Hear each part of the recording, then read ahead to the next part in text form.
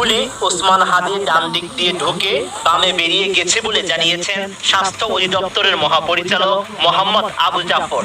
সেই সঙ্গে তিনি আরো জানান, হাদির অবস্থা খুবই আশঙ্কাজনক।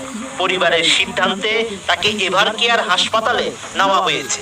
12 ডিসেম্বর সন্ধ্যায় ঢাকা মেডিকেল কলেজ হাসপাতালে গণমাধ্যমের সঙ্গে আলাপকালে এমন তথ্য জানান আবু জাফর।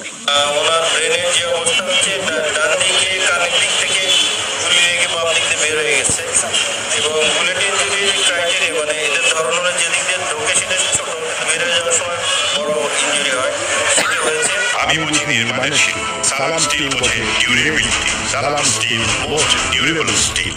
এবং ব্রেন ইঞ্জুরি হলে ওখানে কিছু